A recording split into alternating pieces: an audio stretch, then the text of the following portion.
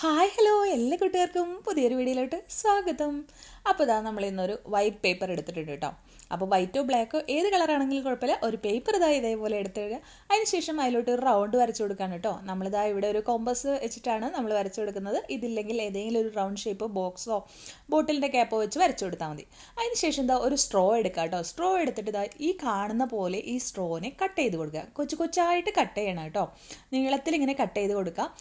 എന്നിട്ട് ഇതിതാ കട്ട് ചെയ്തതിന് ശേഷം കൈയിട്ടിട്ട് ഇതേപോലെ ആക്കി അതിനൊന്ന് വിരിച്ചു കൊടുക്കുക കേട്ടോ. അപ്പോൾ ഓരോ കട്ട് ചെയ്ത ഭാഗങ്ങളും ഇനിയും ചെറുതാക്കാൻ പറ്റുകയാണെങ്കിൽ അത്രയും നമ്മൾ ചെറുതാക്കി കൊടുക്കാം. എത്ര ചെറുതാവുന്നോ അത്രയും നമ്മുടെ വർക്ക് ഭംഗിയായിട്ട് വരും കേട്ടോ. അതുകൊണ്ട് നമ്മൾ അതേപോലെ ചെയ്തിട്ട് കൈ കൊണ്ട് ഇങ്ങനെ ആക്കി കൊടുക്കുക കേട്ടോ.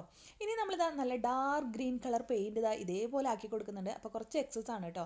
അപ്പോൾ ഏതെങ്കിലും ഒരു പേപ്പർ എടുത്തിട്ട് ഒന്ന് ഇതേപോലെ ആക്കിയിട്ട് നമ്മൾ ആ റൗണ്ട് ഷേപ്പ് ഉണ്ടല്ലോ അതിലിതാ ഇങ്ങനെ കുത്തി കുത്തി കൊടുക്കുകയാണ് കേട്ടോ. അപ്പോൾ ഒരു ഡിസൈൻ വരുന്നുണ്ടോ. അപ്പോൾ ഞാൻ ഒന്നും കൂടെ ചെയ്യാണ്. ജസ്റ്റ് അതിനെ ഒന്നിങ്ങനെ ട്വിസ്റ്റ് ചെയ്ത് കുത്തി കൊടുക്കുന്നുണ്ട് കേട്ടോ. ഒന്ന് തിരിച്ചു കൊടുക്കുക, അപ്പോഴാണ് കുറച്ച് ഭംഗി വരുന്നത് കേട്ടോ. അതിന് ശേഷം കുറച്ച് ലൈറ്റ് ഗ്രീൻ എടുത്തിട്ട് നമ്മൾ കൊടുത്ത അതുമ്മ തന്നെ വീണ്ടും കൊടുക്കുകയാണ് കേട്ടോ. സെയിം പോലെ തന്നെയാണ് കൊടുക്കുന്നത്. ഇങ്ങനെ ട്വിസ്റ്റ് ചെയ്ത് കൊടുക്കുകയാണ് കേട്ടോ. ഫുൾ റൗണ്ടിൽ നമ്മൾ ആ ഒരു ലൈറ്റ് ഗ്രീൻ കളർ ഇങ്ങനെ ട്വിസ്റ്റ് ചെയ്ത് കൊടുക്കുകയാണ് ചെയ്യുന്നത്.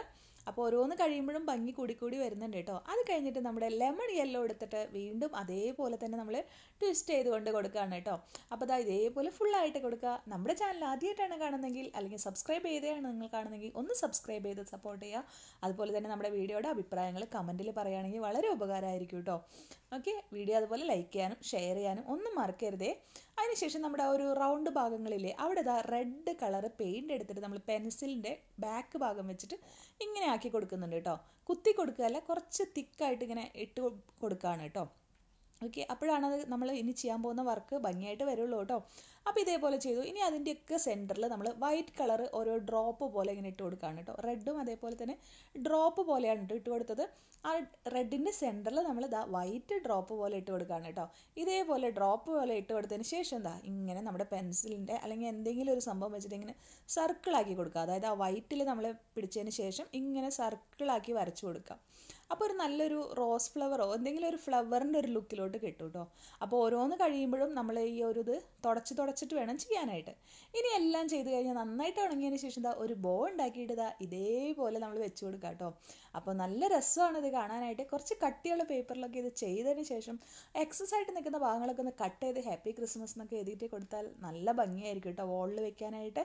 അതേപോലെ തന്നെ ഇതിൻ്റെ സെൻറ്ററിൽ നമുക്ക് ഹാപ്പി ക്രിസ്മസ് എന്നുള്ള ക്രിസ്മസ് കോഡ്സ് എഴുതിയിട്ട് ഗിഫ്റ്റ് കൊടുക്കാം. ക്രിസ്മസ് കാർഡായിട്ട് യൂസ് ചെയ്യാം.